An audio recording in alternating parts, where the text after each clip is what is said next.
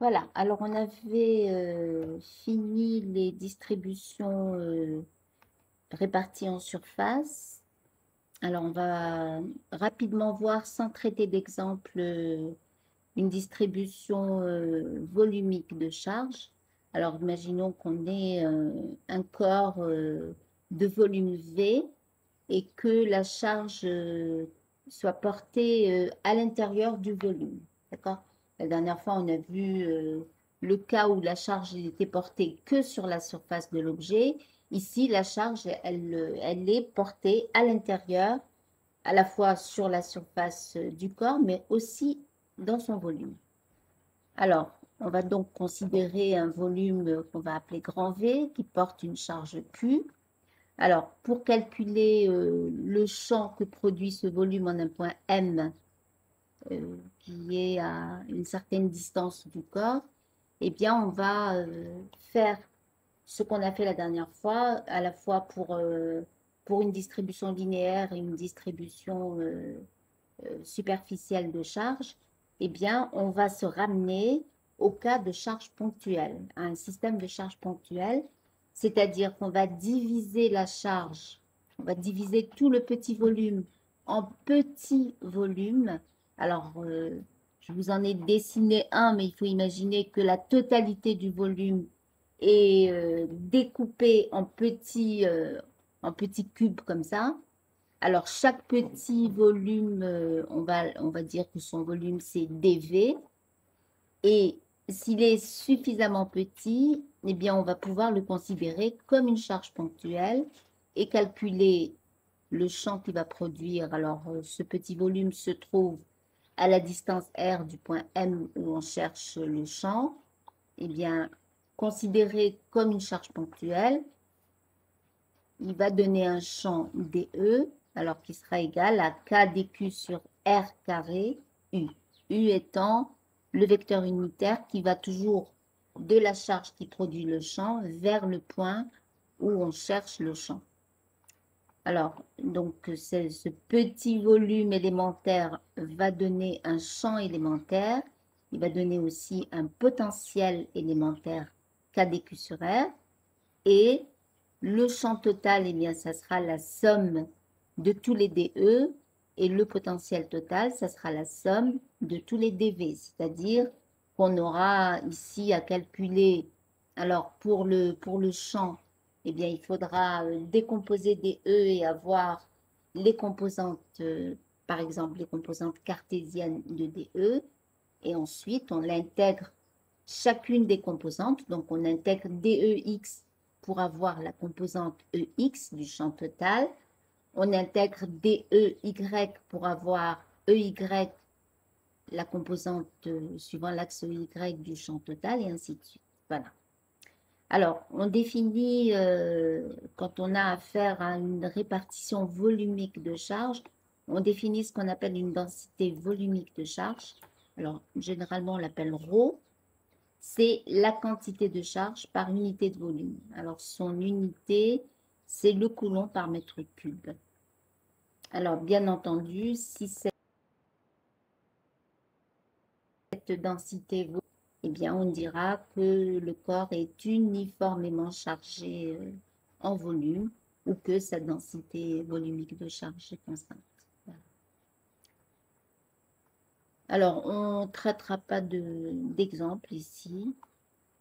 Est-ce que vous avez des questions à poser sur cette répartition volumique de charge?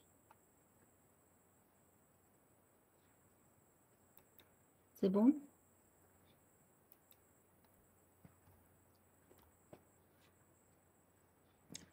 Alors, on va passer... D'accord, très bien. Alors, on va passer au théorème de Gauss. Alors, le théorème de Gauss, c'est quoi?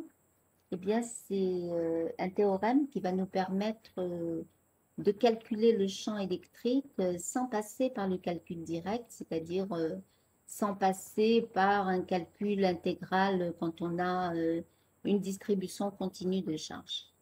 Alors, il y a quand même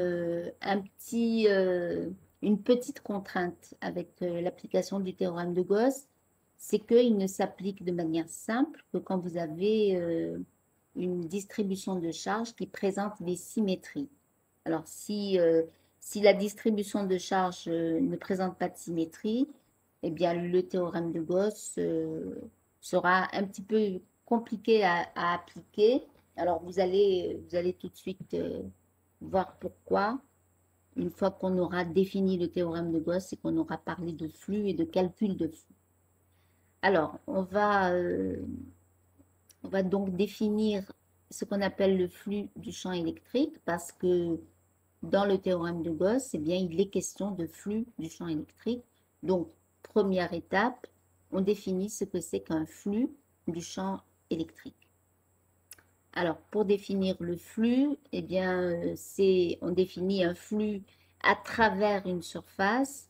Donc, première chose à définir, ce sera comment est-ce qu'on représente une surface.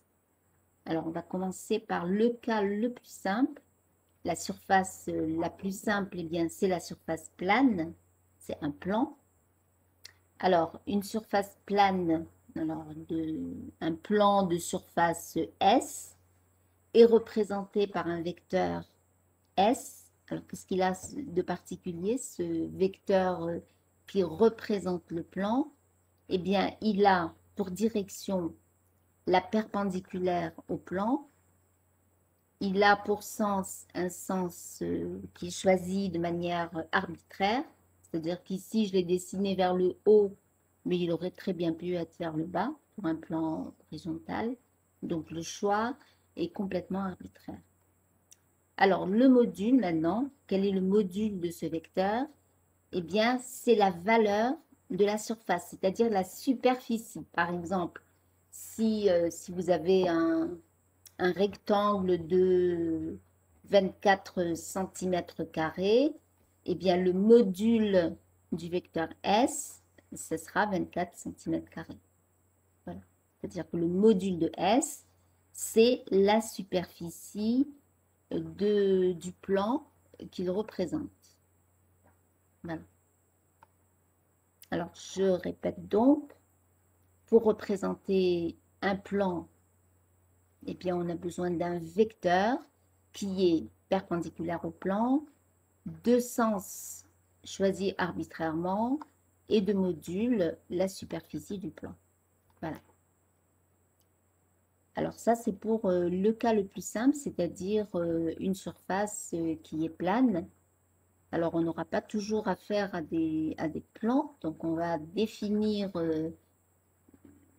comment est-ce qu'on représente une surface qui est quelconque.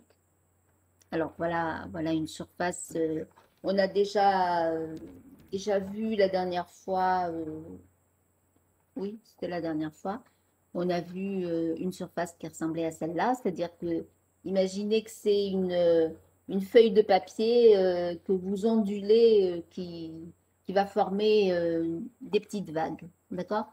Eh bien, cette surface, c'est pas une surface plane, elle peut pas, il y a des creux, il y a des bosses, donc ce n'est pas un plan, et il va falloir trouver le moyen de représenter cette surface. Alors, ce qu'on va faire, c'est qu'on va se ramener à ce qu'on vient de définir, c'est-à-dire la représentation d'un plan. Donc, de quelle manière est-ce qu'on va procéder? Eh bien, on va décomposer cette surface qui est quelconque en petits carrés, alors de surface delta SI, et chaque petit carré, eh bien, sera suffisamment petit pour être considéré comme un plan. D'accord? Alors, ça, c'est plutôt facile à imaginer. Par exemple, vous avez la surface de la Terre qui est sphérique. Si vous la décomposez, si vous dessinez des petits carrés sur toute la surface de la Terre, eh bien, vous allez définir des surfaces planes. D'accord? Vous êtes par exemple, sur un stade de foot, eh ben, vous avez la surface du stade qui est un plan, alors que vous êtes sur le globe terrestre qui est sphérique. Donc, vous voyez que si on découpe en petites surfaces suffisamment petites, eh bien, chacune de ces petites surfaces peut être considérée comme un plan. Je peux même dire que c'est un plan. Donc, je décompose en petits carrés. Alors, je mets suffisamment de carrés pour qu'il y en ait beaucoup et que la surface de chacun soit assez petite pour être considérée comme un plan. Et chaque petit plan va être représenté par son vecteur surface tel qu'on l'a défini maintenant, c'est-à-dire un vecteur perpendiculaire au plan, de sens, un sens qu'on choisit de manière arbitraire, et de module la superficie du plan. Alors, ici, je vous en ai dessiné deux. Alors, ce petit carré va être représenté par ce vecteur delta SI, et ce petit carré numéro J, d'accord? Donc, de surface delta SJ va être représenté par le vecteur delta SJ. D'accord? Donc, chaque petit carré aura son propre vecteur qui va le représenter. Alors, la surface totale, eh bien, ça sera la somme de tous les delta SI, d'accord? Évidemment, puisque j'ai découpé ma surface en petits carrés. Si je fais la somme des surfaces de tous les carrés, ben, j'obtiens la surface totale. Alors, attention, c'est vrai pour la surface, mais en aucun cas, on ne pourra dire cette surface, je vais la représenter par un seul vecteur qui serait la somme de tous les delta SI. Ça n'aurait aucun sens, d'accord? On a découpé divisé notre surface totale en petits carrés parce que on sait représenter un plan par un seul vecteur. Donc, ce qu'on fait, c'est qu'on décompose la surface en petits carrés et chaque petit carré aura son vecteur qui va le représenter. Alors, en réalité, bon, ici, j'ai mis n petits carrés. Je commence à 1, je numérote. Celui-là, c'est le numéro i. Celui-là, c'est le numéro j. C'est-à-dire que je considère que j'ai un nombre fini de petits carrés. Donc, i va de 1 à n, n étant le nombre total de petits carrés. Bon, en réalité, le nombre de carrés élémentaires est très grand. Et la surface, elle est plutôt décomposée en carrés infinitésimaux de surface ds, représentés par des vecteurs ds, et la surface totale, eh bien, au lieu d'être une somme discrète, au lieu que ce soit somme pour i allant de 1 à n des delta si, eh bien, ce sera l'intégrale sur toute la surface. Je fais la somme de tous les ds, de toutes les petites surfaces ds, pour obtenir la surface totale. Alors, infinitésimaux, ça veut dire infiniment petit. Donc, je décompose ma surface en carrés très, très petits pour que chacun puisse être considéré comme un plan et que je puisse le représenter par un vecteur unique. Voilà. Alors, une convention, depuis tout à l'heure, je vous dis que le choix du sens est un choix arbitraire. Eh bien, il y a quand même une convention. Pour une surface fermée, eh bien, on va choisir le sens des vecteurs ds toujours vers l'extérieur. Alors, qu'est-ce que c'est qu'une surface fermée? Eh bien, c'est une surface qui entoure un volume. Alors, par exemple, une sphère, c'est une surface fermée. Un cylindre, c'est une surface fermée. Un cube, c'est une surface fermée. D'accord? Par contre, la surface que vous voyez sur votre écran ici, eh bien, c'est une surface ouverte. Ce n'est pas une surface fermée. Elle n'entoure pas un volume. Voilà. Donc, cette convention, il faudra s'en souvenir le moment venu quand on aura besoin d'orienter nos vecteurs ds. Hein.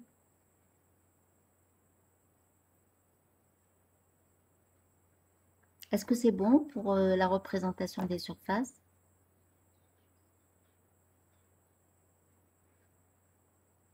Vous avez des questions?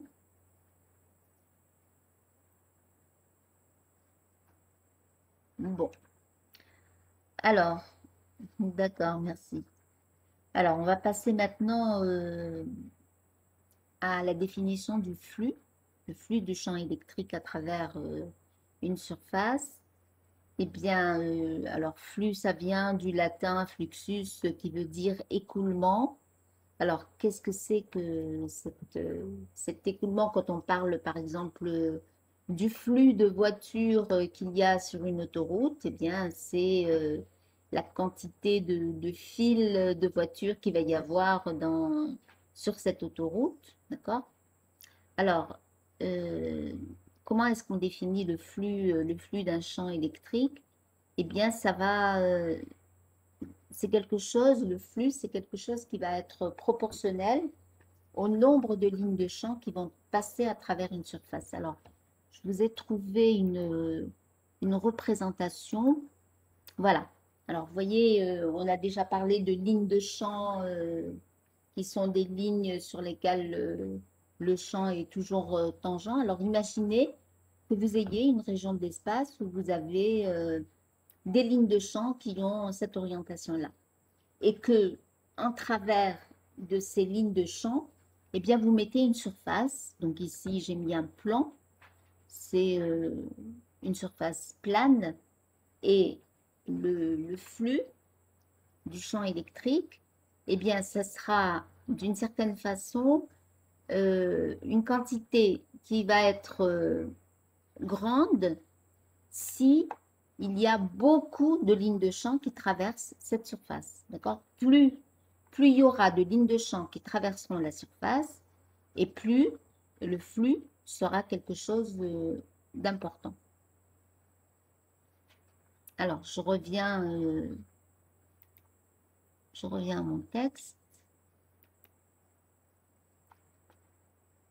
Alors, on va définir le flux dans le cas le plus simple, c'est-à-dire dans le cas d'un plan, d'une surface plane, c'est-à-dire pour pouvoir parler de flux, je vous rappelle que c'est le flux à travers une surface, le flux du champ électrique. Donc, j'ai besoin déjà de préciser de quel champ il s'agit et j'ai besoin de préciser de quelle surface je vais mettre en travers de ces lignes de champ. Alors, le flux est proportionnel au nombre de lignes de champ passant à travers la surface. Alors, ça veut dire quoi? Eh bien, ça veut dire qu'il va dépendre du champ électrique. Oui, j'ai oublié de préciser que là, j'ai pris un champ uniforme et une surface plane. Donc, je vais définir le flux sur le cas le plus simple qui puisse exister, c'est-à-dire champ uniforme, surface plane. Alors, le flux, puisqu'il est proportionnel au nombre de lignes de champ qui passent à travers la surface, eh bien, ça va dépendre du module de E. Alors, pourquoi ça dépend du module de E? Parce que plus le champ est grand, et plus les lignes de champ vont être serrées. Et donc, si les lignes de champ sont serrées, eh bien, ça veut dire qu'il y en a, là où les lignes de champ sont serrées, eh bien, ça veut dire qu'il y a plus de lignes de champ. Si vous mettez une surface à un endroit où les lignes de champ sont serrées, eh bien, il y aura davantage de lignes de champ qui traverseront la surface. Alors, ça va dépendre de S. Évidemment, plus la surface est grande, plus il y aura de lignes de champ qui vont la traverser. Mais ça dépend aussi de l'angle qu'il va y avoir entre le vecteur E et le vecteur S qui représente la surface plane. Alors, on va tout de suite voir les différents cas qui peuvent se présenter pour cet angle entre E et S. Alors, j'ai dessiné les lignes de champ, c'est les lignes en trait plein, d'accord? C'est les lignes sur lesquelles vous voyez le champ électrique. Alors, j'ai pris un champ uniforme. Ça veut dire que toutes les lignes de champ sont parallèles.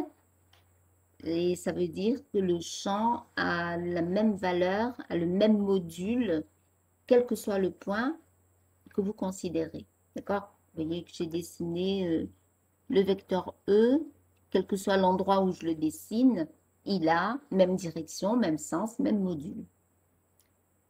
Alors, j'ai mis une surface en travers de ces lignes de champ. Alors, le dessin est dans le plan de l'écran, mais imaginez que les lignes de champ, il y en a partout.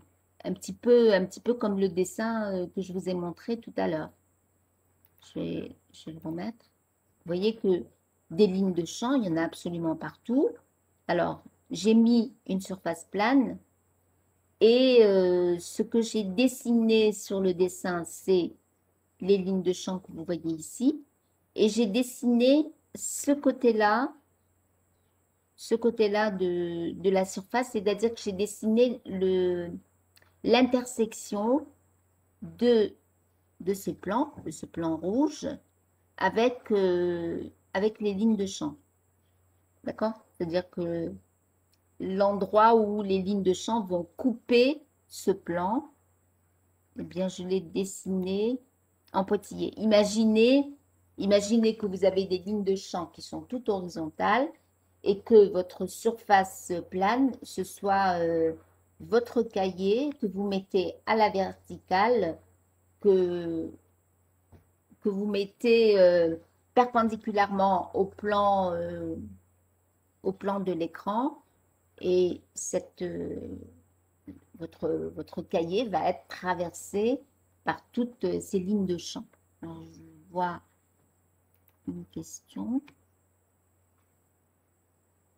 Alors, est-ce que les lignes de champ sont perpendiculaires à S? Alors, ici, vous voyez bien que les lignes de champ, on prend par exemple celle-ci, et alors, mon plan qui est penché, c'est-à-dire que son vecteur S qui doit être perpendiculaire au plan, il est orienté comme ça. Vous voyez bien qu'il y a un angle θ entre le vecteur E et le vecteur S. D'accord? Alors, on pourrait avoir la configuration où θ est égal à pi sur 2. Alors, les lignes de champ sont perpendiculaires. Ah oui, d'accord, vous parlez du plan. Alors, pas forcément. On va voir, ça peut être l'un des cas que je vous ai représenté. Alors, là, c'est juste pour...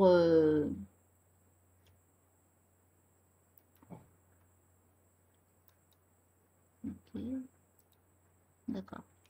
Alors, j'ai donc les lignes de champ très plein et j'ai dessiné en pointillé l'intersection de ma surface, la surface que vont traverser les lignes de champ, avec ces lignes de champ. D'accord? Donc ici, imaginez que c'est un plan qui est, alors les lignes de champ étant horizontales, vous prenez un plan qui est à la verticale. Alors ici, c'était ça votre question, Nadine, peut-être, hein?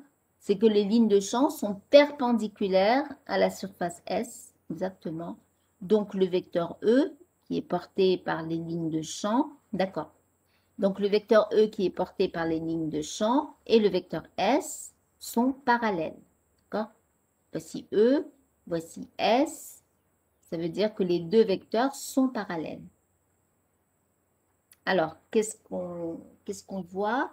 Eh bien, on voit qu'on a un certain nombre de lignes de champ qui vont traverser S. Alors ensuite, je vais pencher ce plan vers l'arrière, c'est-à-dire que je vais augmenter l'angle qu'il y a entre E. Alors, n'oubliez pas que E, c'est à l'horizontale, et S qui est perpendiculaire au plan va se retrouver orienté vers le haut, d'accord? Il va se retrouver incliné vers le haut. Donc, j'ai augmenté ici, j'étais à θ égale 0, et j'ai augmenté mon angle θ. Alors, qu'est-ce qu'on remarque? Bien, on remarque qu'on a déjà moins de lignes de champ qui traversent la surface. D'accord?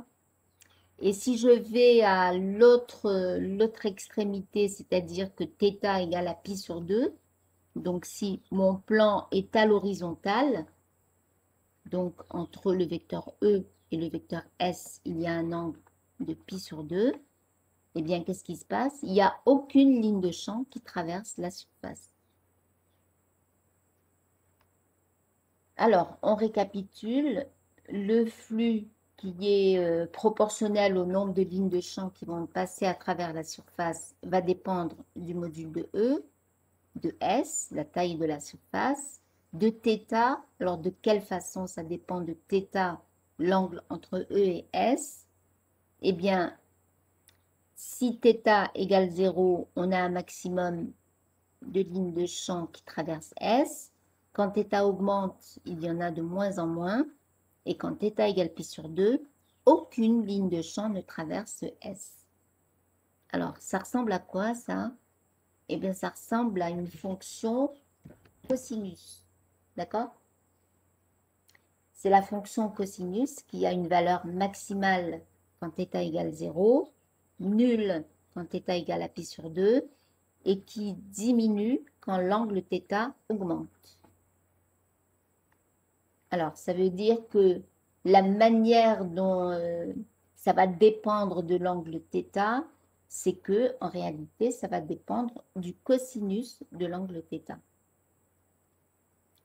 Alors, le flux qui est donc proportionnel au module de E, à S, la taille de la surface, et au cosinus de l'angle qu'il y a entre E et le vecteur S, eh bien, je vais écrire que phi est proportionnel au produit de ces trois quantités.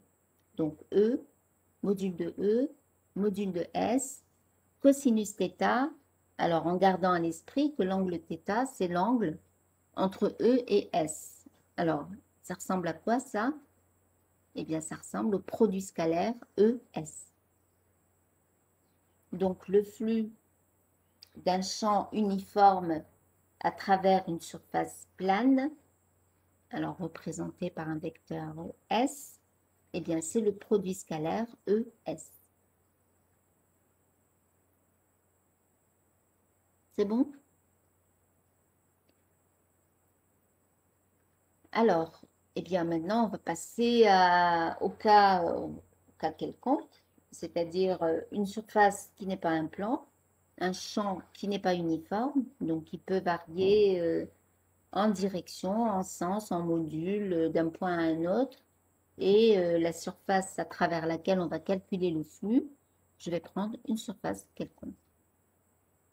Alors, qu'est-ce qu'on fait? Eh bien, on va se ramener à ce cas particulier. C'est-à-dire qu'on va décomposer la surface en petits carrés, en éléments de surface. D'accord? Chaque surface élémentaire DS, eh bien, on doit la prendre suffisamment petite pour que on puisse la considérer comme un plan, mais aussi suffisamment petite pour qu'on puisse considérer que le champ est quasiment uniforme juste sur la petite surface. D'accord?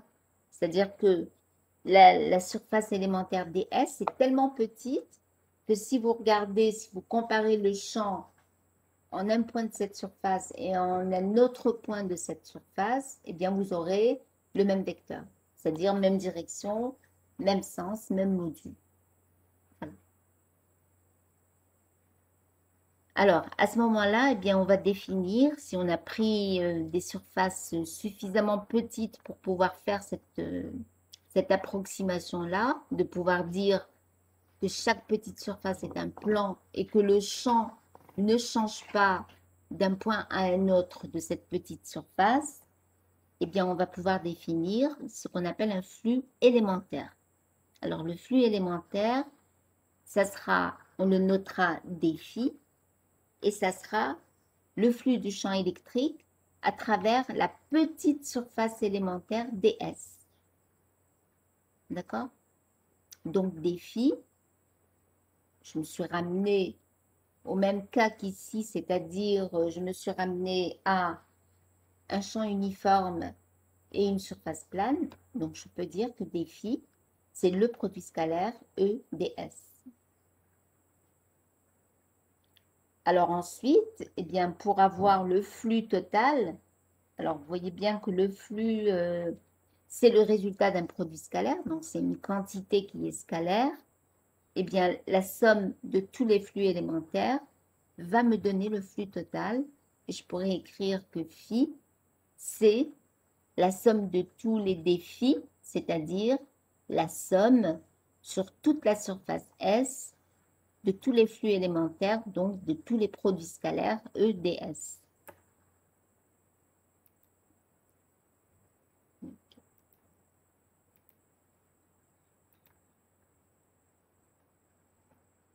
Bon, ben on va passer au théorème de Gauss. Maintenant qu'on a défini ce que c'est qu'une surface, comment on la représente, ce que c'est qu'un flux, eh bien, on passe au théorème de Gauss. Alors, le théorème de Gauss, il utilise le flux à travers une surface fermée. Alors, je vous ai déjà parlé de la surface fermée tout à l'heure. C'est une surface qui enveloppe un volume. Alors, l'énoncé du théorème de Gauss, c'est que le flux du champ électrique à travers une surface fermée S, il est égal à la charge électrique enveloppée par cette surface divisée par la permittivité du vide. Alors voici la définition l'énoncé du théorème de Gauss. Donc le flux du champ électrique à travers une surface fermée S, eh bien c'est la charge intérieure à cette surface divisée par epsilon 0. Alors, la charge intérieure, c'est la somme algébrique de toutes les charges qui sont enfermées à l'intérieur de la surface de Gauss, la surface fermée. Alors, on va voir maintenant la méthode. Comment est-ce qu'on applique le théorème de Gauss pour pouvoir calculer le champ électrique? Et puis après, on traitera un exemple. Alors, où se trouve la difficulté de l'application du théorème de Gauss pour trouver un champ? Eh bien, la difficulté, elle se trouve dans le choix de cette fameuse surface fermée à travers laquelle on va calculer le flux.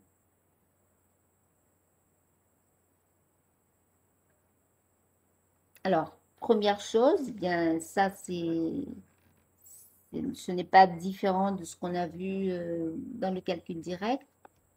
La première chose à faire, c'est d'abord de chercher les éléments de symétrie et de voir si on peut deviner la direction du champ pour pouvoir à ce moment-là choisir la bonne surface de Gauss. Alors, première étape, chercher les éléments de symétrie permettant de déduire la direction du champ. Ensuite, choisir la surface de Gauss qui correspond à cette symétrie. Alors, qu'est-ce qu'elle doit avoir comme propriété cette surface fermée? Alors, d'abord, ça doit être une surface fermée qui doit absolument passer par le point M où vous cherchez à calculer le champ. Alors, cette surface fermée, elle doit être telle que... Alors, s'il y a plusieurs parties dans cette surface, eh bien, elle doit être telle que E est constant en module sur la partie de S qui passe par le point M. Il faut que E soit parallèle à ds sur cette partie. Et il faut, s'il y a d'autres parties, s'il existe d'autres parties, que E soit perpendiculaire à ds. Alors ensuite, on calcule le flux du champ électrique à travers cette surface fermée. Donc si on a réussi à décomposer notre surface, on va calculer le flux à travers chaque partie de cette surface et on fait la somme des flux. Ensuite, on calcule la charge totale enveloppée par la surface de Gauss. Et enfin, on applique le théorème de Gauss et on en déduit le champ électrique. Alors, on va faire une application. Alors, le fil rectiligne, infini, uniformément chargé. Alors, on cherche le champ en un point M qui se trouve à une distance petit r du fil. Alors, première chose à faire, on cherche la direction du champ. Alors, autour d'un fil rectiligne, eh bien, on a ce qu'on appelle une symétrie radiale, c'est-à-dire que le champ, il va avoir la direction d'un rayon. Alors, comment est-ce qu'on peut le voir? Eh bien, si vous prenez une petite longueur dl ici, alors cette petite longueur, si vous la prenez suffisamment petite pour que la charge qu'elle porte peut être considérée comme une charge ponctuelle, eh bien, ce petit morceau de fil va vous donner un champ DE. Et sur un fil infini, eh bien, vous trouverez toujours, par rapport à la droite qui passe par le point M, la droite, la perpendiculaire au fil qui passe par le point M, eh bien, DL aura toujours un symétrique DL', qui lui va donner un champ DE', symétrique de DE par rapport à la direction horizontale, ce qui fait que, une fois que j'ai déroulé toute la longueur du fil et que pour chaque petit DL, j'ai trouvé un symétrique, eh bien, vous voyez bien que les composantes horizontales vont s'additionner et que les composantes verticales vont s'annuler deux par deux. Donc, au total, eh bien, le champ aura la direction horizontale. Alors, on dit aussi qu'il a la direction radiale parce qu'il a la direction d'un rayon qui aurait, alors au rayon d'un cercle qui aurait pour centre un point O qui serait ici. Okay.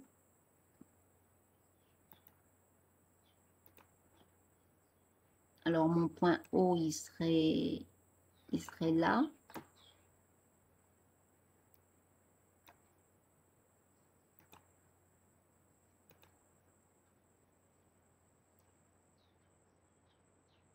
Voilà le point O, il est ici. Hein. Voilà. Alors, vu d'en haut, comment ça se présente? Je vous ai fait un dessin là. Vu d'en haut, alors imaginez que vous regardez votre fil en mettant votre œil ici, d'accord? Donc, vous regardez vers le bas et vous voyez le fil sortir vers vous. Et le point M va se trouver quelque part à une distance R par rapport au fil. Eh bien, il n'y a pas une direction préférentielle, c'est-à-dire que mon point M, je l'ai mis ici, je l'ai placé dans le plan de l'écran, mais des points M qui sont à la distance petit r du fil, eh bien, il y en a une infinité, il y en a tout autour du fil.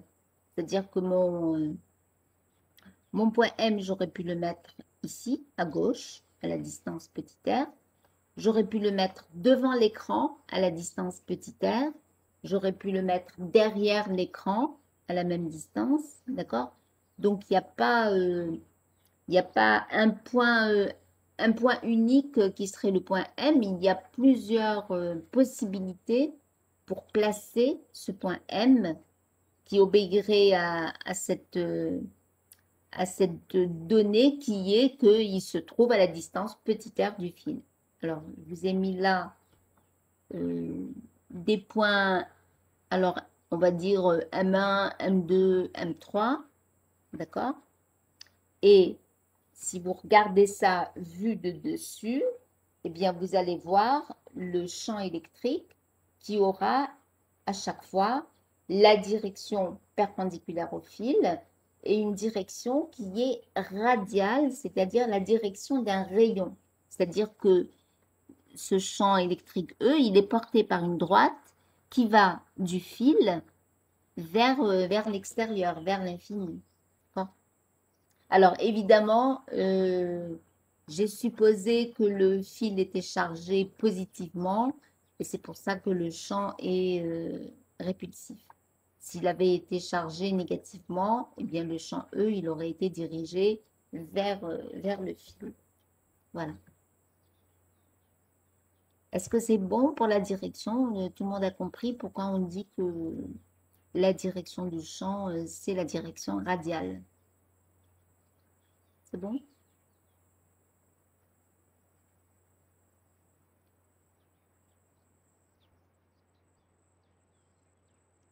D'accord. Alors, donc on a dit qu'une fois qu'on a trouvé la direction du champ, eh bien on cherche la bonne surface de Gauss qui va nous permettre de calculer le flux de manière la plus simple possible. D'accord? Il est évident que comme surface fermée, alors qu'est-ce qu'on a dit? Qu'on pouvait prendre ce qu'on a défini comme surface fermée, c'est une surface qui enveloppe un volume. Donc, ça aurait pu être une sphère, ça pourrait être un cylindre. Est-ce que j'aurais pu prendre une sphère? C'est-à-dire qu'au lieu, je vais revenir à la figure d'avant.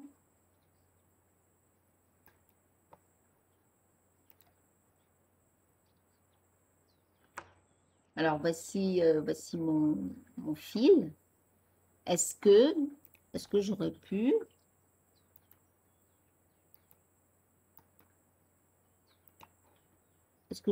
prendre, alors je vous rappelle que les contraintes qu'on doit s'imposer pour le choix de la surface de Gauss, c'est que d'abord, elle doit passer par le point M. D'accord? Que c'est une surface fermée et qu'elle doit absolument contenir le point M. Elle doit passer par le point M. Donc, je pourrais me dire, ben, une surface fermée, ben, je n'ai qu'à prendre une sphère, d'accord? Qui va passer par le point M. Alors, est-ce que je suis bien dans les conditions favorables pour appliquer le théorème de Gauss? Alors, il faudrait que le champ soit, alors, de même, soit parallèle à ds sur les parties où, où on cherche le champ. Alors ici, je cherche le champ au point M. Donc si je décompose ma sphère en petits carrés suffisamment petits pour être considérés comme des plans, eh bien par exemple ici, je vais dessiner le vecteur ds pour une des surfaces. Je le décalerai après, hein. Voici mon vecteur ds. Le voici. D'accord?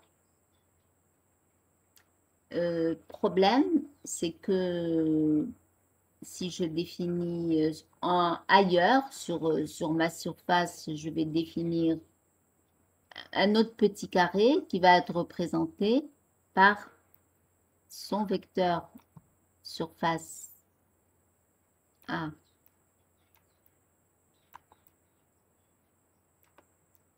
ds et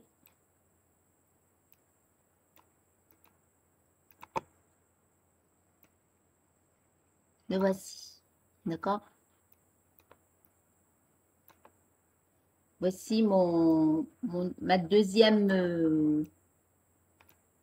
possibilité de vecteur ds. Alors, problème, ben ici, juste autour du point M, j'avais bien ds et E qui étaient parallèles, mais dès que je change de position à ma petite surface ds, eh ben, vous voyez bien que Le vecteur, on a trouvé que le champ était radial, c'est-à-dire que si je devais le dessiner ici, bah, il aurait la direction horizontale. Mais vous voyez bien que le vecteur ds n'est plus du tout parallèle au vecteur E. Et donc, je suis en train de me retrouver dans un calcul plutôt compliqué.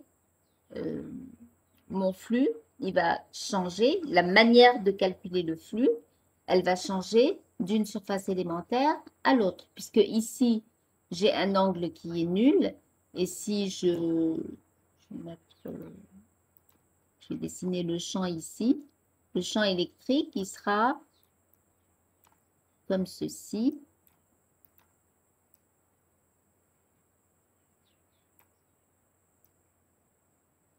Hein, voilà. Voici, bon, alors, je ne vais pas refaire le dessin, mais j'imagine que vous avez vu que si je prends une surface sphérique comme surface de Gauss, eh bien, je vais me retrouver, oui, pour que le calcul du flux soit facile, il faut que je me retrouve avec un produit scalaire EDS qui soit le plus simple possible. Donc, il faut que soit E parallèle à DS, soit E perpendiculaire à DS. Alors, on va tout de suite...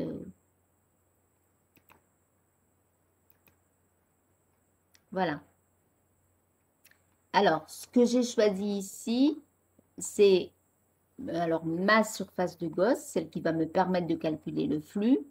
Ça va être un cylindre. Alors, qu'est-ce qu'il va avoir de particulier? Son rayon doit être égal à R pour que le point M se trouve bien sur ce cylindre. D'accord? Je vous rappelle que le point M, il n'est pas forcément là où je l'ai dessiné, mais il aurait pu être à une distance R à gauche, à une distance R devant, derrière, suivant n'importe quel rayon. Vous pouvez placer un point M qui se trouverait dans la même situation, c'est-à-dire à la distance petit r du fil. Alors, donc le rayon de ce... Déjà, l'axe du cylindre, ça doit être le fil. Le rayon du cylindre, ça doit être petit r, la distance entre le point M et le fil. Et je dois définir sa hauteur. Alors, je vais l'appeler H. Alors, je délimite sur ce cylindre. Je vais le décomposer en une surface. Alors, cette face-là, que j'appelle S1. Cette face, alors on appelle ça des bases, hein, la base S1 et la base S2. Et puis, il y a aussi la surface latérale, d'accord? Tout ça, et qui va être appelé, on va l'appeler S3, d'accord? Donc, votre cylindre, imaginez, c'est comme une boîte de conserve, d'accord? Vous avez les deux parties planes qui sont les bases, on les appelle S1 et S2, et tout le pourtour, on va l'appeler S3. Alors, on va calculer le flux maintenant à travers cette surface. Alors, comme on l'a décomposé, eh bien, on va calculer le flux à travers S1, le flux à travers S2 et le flux à travers la surface latérale S3. Donc, le flux total, ça sera la somme des trois flux, Φ1, Φ2, Φ3. Alors, Φ1, donc le flux à travers la surface S1, eh bien, je vais décomposer S1 en petits carrés, d'accord? C'est comme ça qu'on a défini le flux tout à l'heure. Il faut qu'on décompose notre surface en petits carrés. Chaque petite surface va être défini par son vecteur qui doit être perpendiculaire au petit carré et qui doit être, puisque c'est une surface fermée, qui doit être orienté vers l'extérieur. Donc ici, il sera vertical vers le haut. D'accord? Alors, si ce petit carré est suffisamment petit, je vais considérer que le champ, il a la même valeur partout, sur tout le carré. Alors, qu'est-ce que je sais de ce champ? Eh bien, je sais qu'il est radial. Donc ici, il a la direction horizontale. Le vecteur ds1 a la direction verticale. Alors, qu'est-ce qu'on peut en conclure? Eh bien, que chacun des produits scalaires E' ds1, d'accord?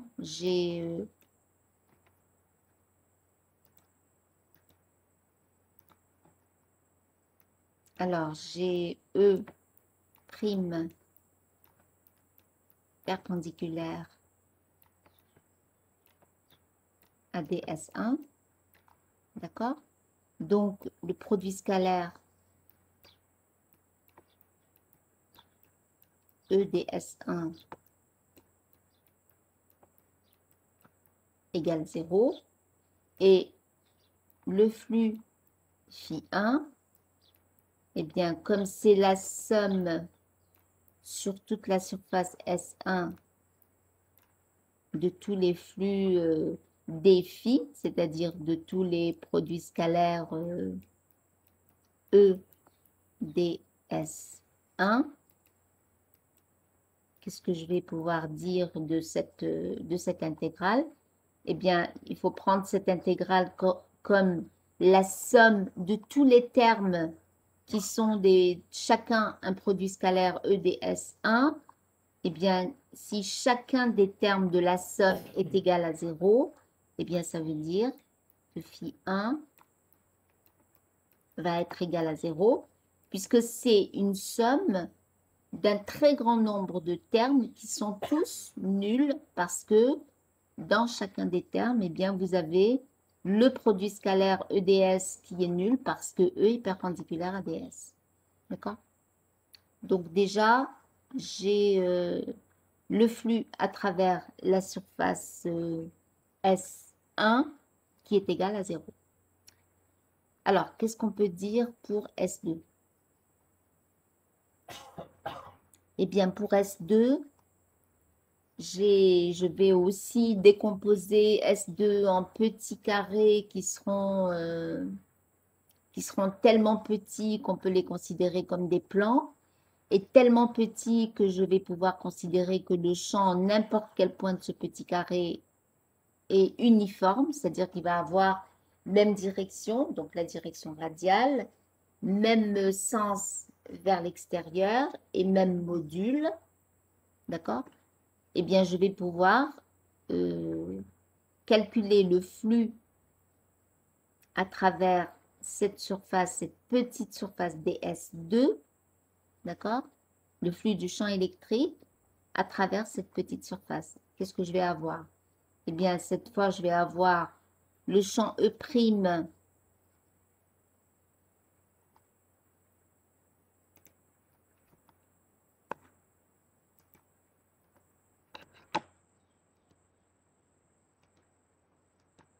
On va tout réécrire pour la surface S2. Hein. Donc, pour une petite surface DS2 appartenant à la base S2, eh bien, je vais pouvoir dire que le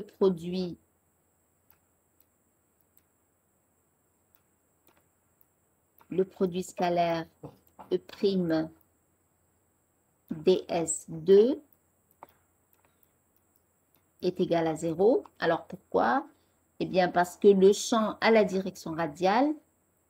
La base étant un plan horizontal, le petit carré ds sera un petit plan horizontal et son vecteur ds, eh bien, ça sera un vecteur qui aura la direction de la verticale. et il sera orienté vers le bas parce que, je vous rappelle, la convention pour une surface fermée, tous les vecteurs ds doivent être orientés vers l'extérieur. D'accord? Donc, puisque E' a toujours la direction horizontale et que chaque ds2 a la direction verticale, eh bien, le produit scalaire E'ds2 est égal à 0. Alors, vous remarquez que j'ai mis E' ici, alors que le champ que je cherche, c'est E. Alors, pourquoi? Pourquoi je n'ai pas mis la même valeur? C'est parce que si je suis en ce point, je suis plus proche du fil qu'ici. D'accord? Donc, ma distance, si je l'appelle R' ici, la distance étant plus petite, le champ va être plus grand. Donc, il n'a pas la même valeur qu'ici. D'accord? C'est bon? Alors, qu'est-ce que je vais pouvoir dire maintenant du flux phi2? Phi2 qui est la somme sur toute la base S2 de tous les produits scalaires E' des S2. Eh bien, ce flux va être nul parce que chacun des termes, chacun des produits scalaires que vous avez dans cette somme, eh bien, chacun des termes étant nul, eh bien, la somme va être nulle. Alors, si on récapitule, le flux à travers S1 est égal à 0, le flux à travers S2 est égal à 0, donc il ne me reste plus qu'à trouver le flux à travers la surface latérale, c'est-à-dire le contour de mon cylindre. Alors, je cherche donc le flux à travers S3, donc la somme sur la surface S3 de tous les flux élémentaires. Alors, les flux élémentaires, ben, je les note comme ça, c'est le produit scalaire E ds3. Si je définis un petit carré ici de surface ds3, alors qu'est-ce qu'il va avoir de particulier? Eh bien, si vous regardez ça, vu d'en haut, hein, vu d'en haut, vous avez non, je vais mettre un crayon plus fin. Alors, vu d'en haut, votre fil est comme ça, d'accord? Vous voyez le fil, si vous regardez votre fil à partir d'ici, si vous mettez votre œil ici, ben vous voyez, moi j'ai plus de crayon.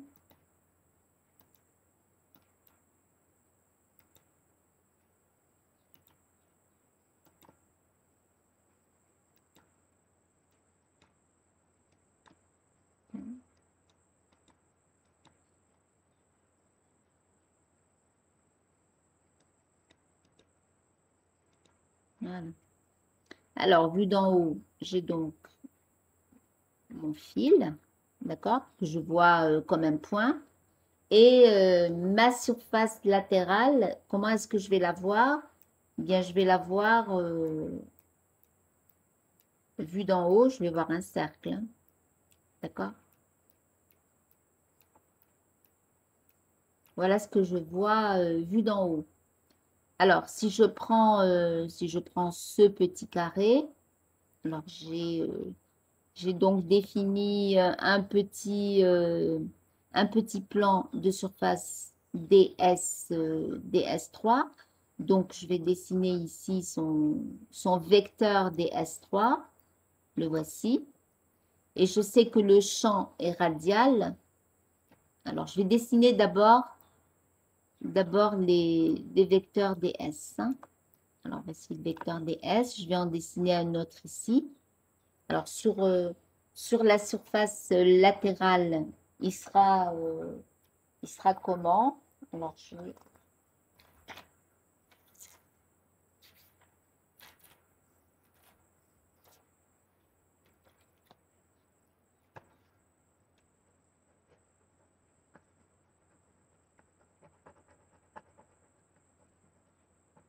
Alors, je vais plutôt vous montrer ça en perspective, hein.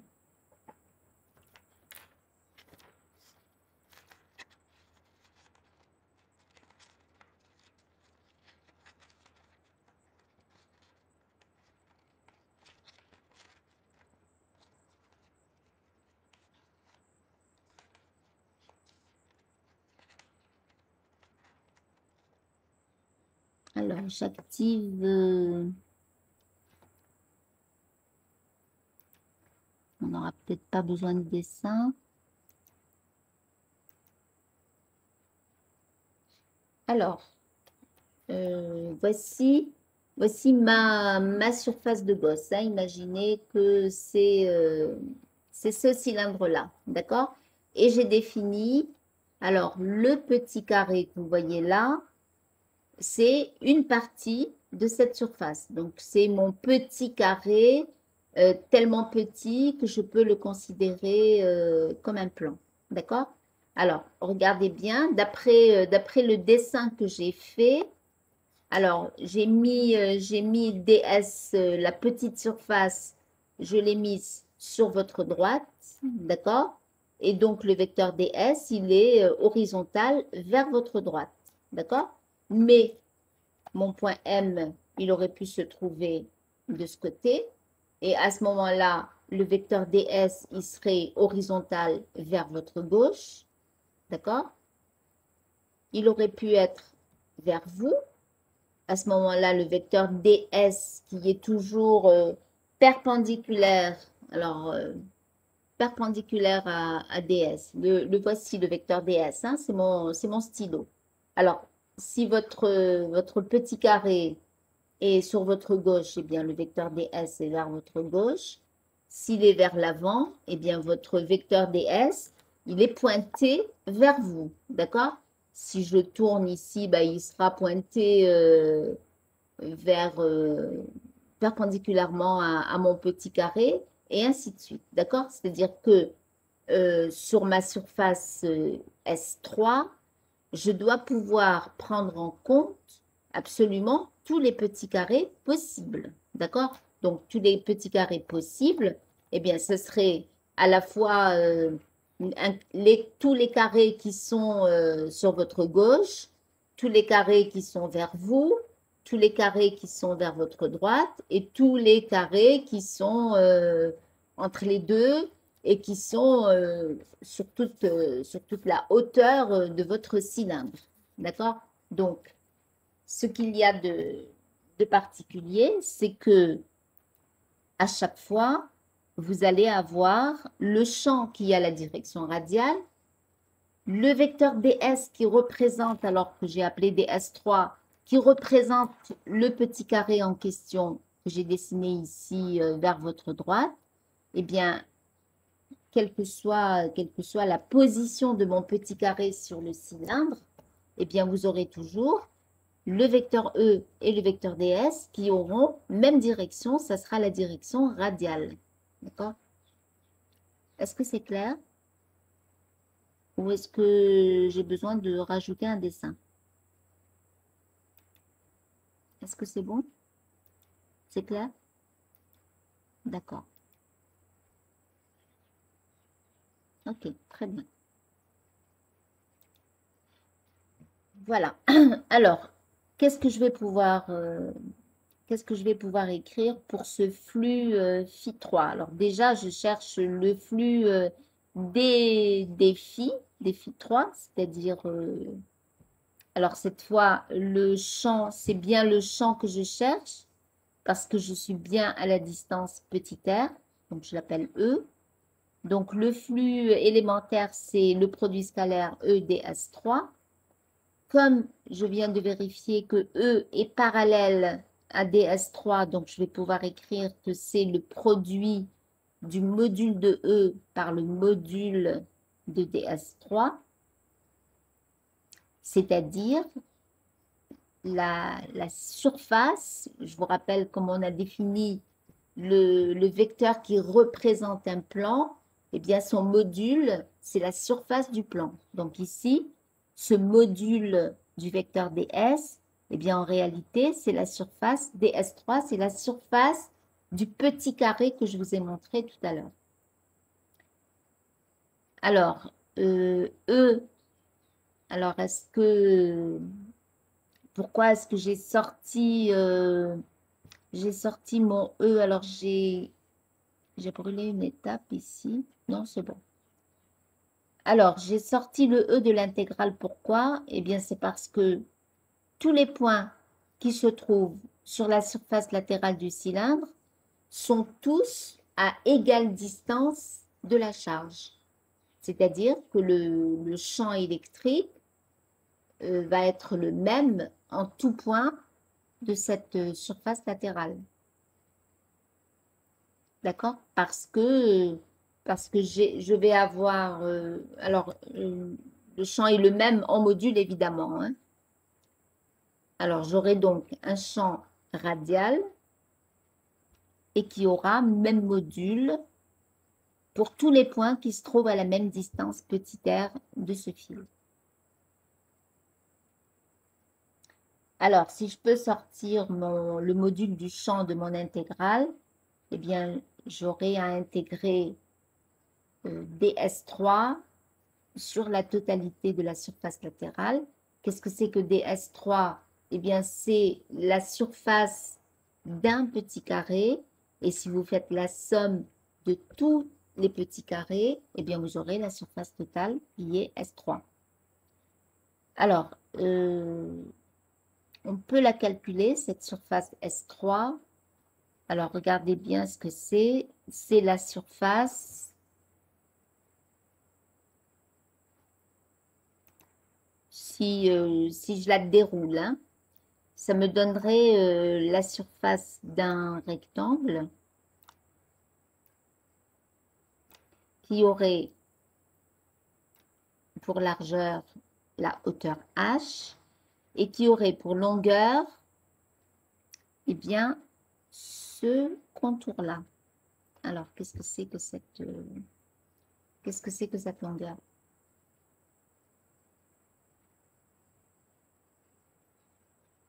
Alors, est-ce que vous pouvez l'exprimer en fonction de la distance petit r?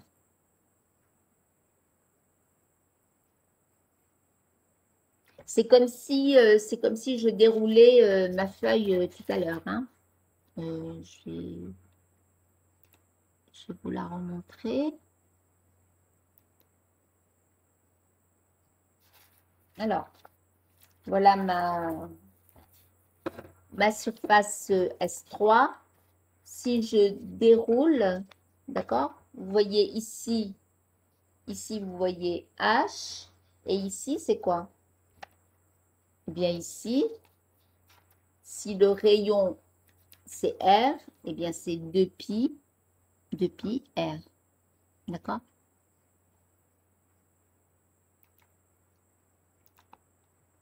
Alors, j'ai donc S3 qui est égal à 2pi R H,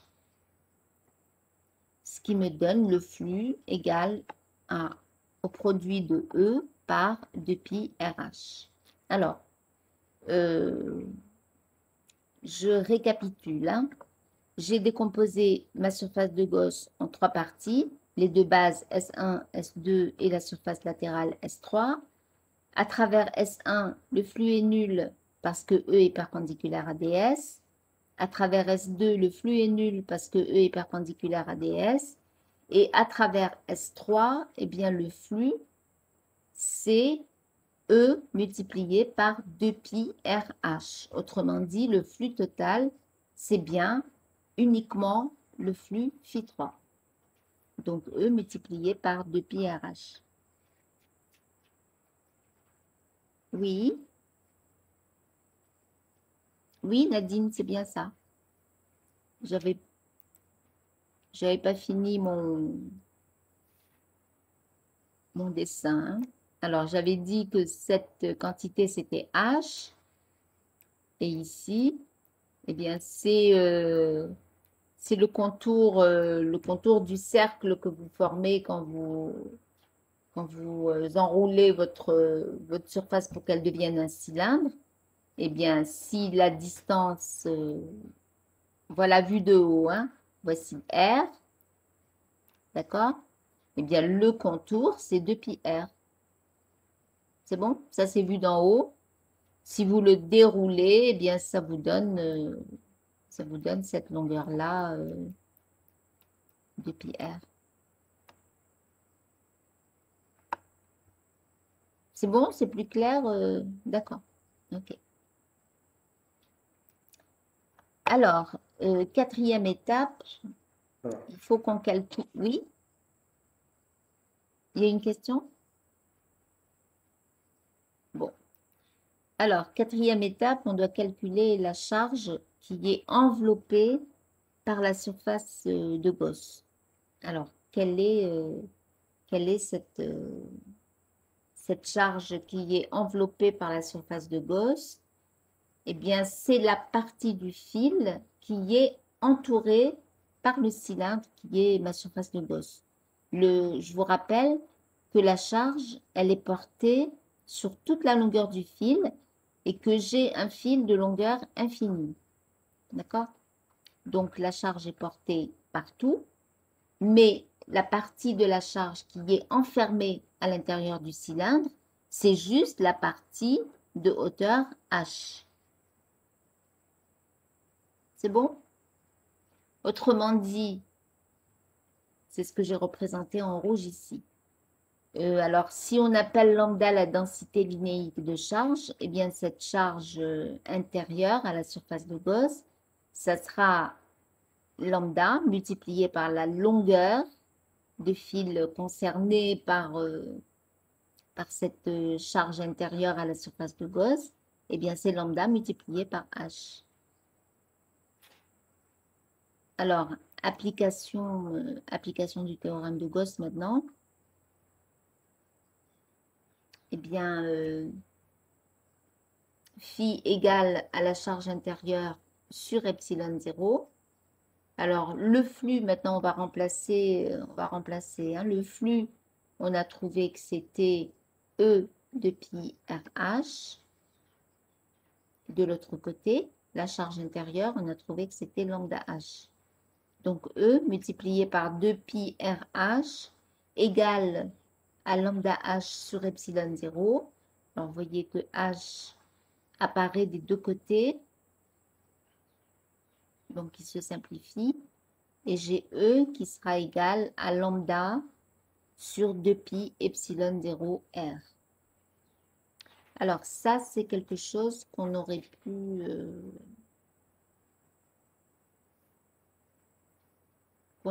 pu trouver quand on a fait le calcul direct du champ. Alors, je vais remonter. Hein.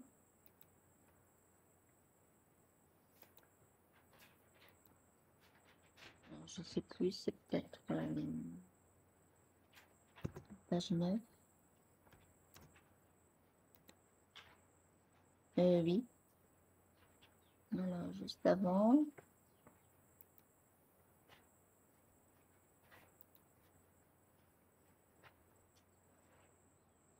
Alors, si on n'était pas, on avait traité le cas d'une tige verticale d'une certaine longueur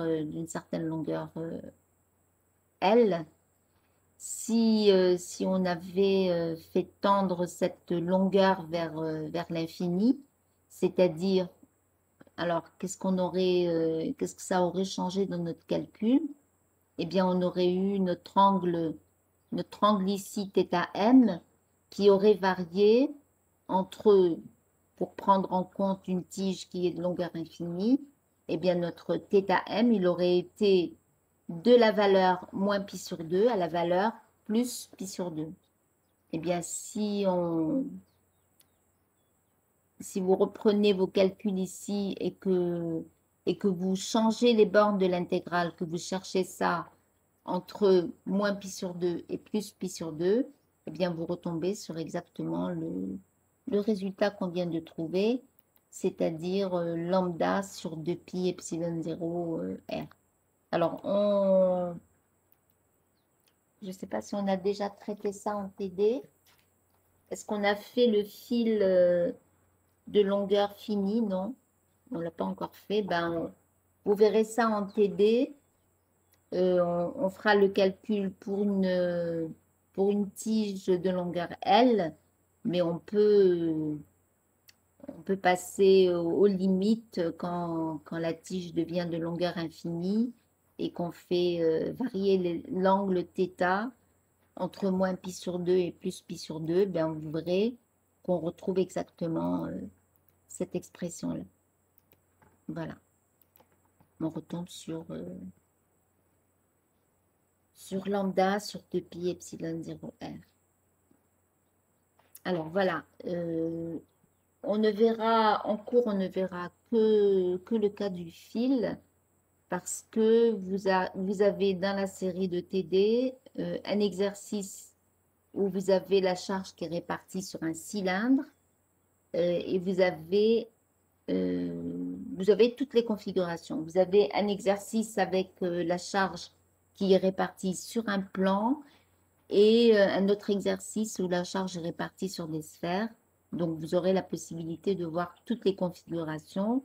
Donc, on va se limiter en cours juste au fil. Voilà.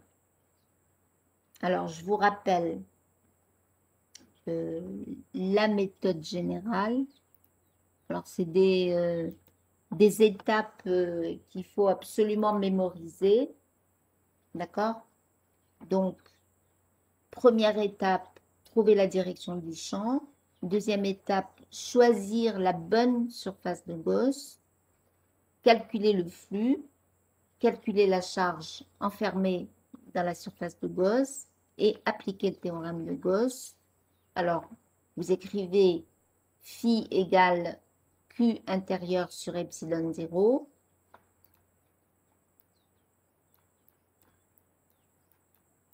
Donc, la charge intérieure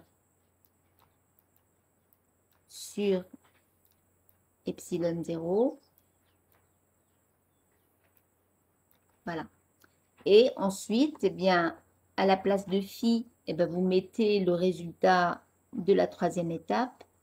À la place de la charge intérieure, vous mettez le résultat de la quatrième étape. Et comme dans le flux, il y a forcément le champ qui va apparaître, eh bien, ça vous permettra d'écrire, d'en déduire le champ électrique. Voilà. Bon, eh bien, on va s'arrêter là. Et si vous avez des questions, ben, c'est le moment. Sinon, j'arrête l'enregistrement. Vous avez des questions? D'accord. Donc, j'arrête.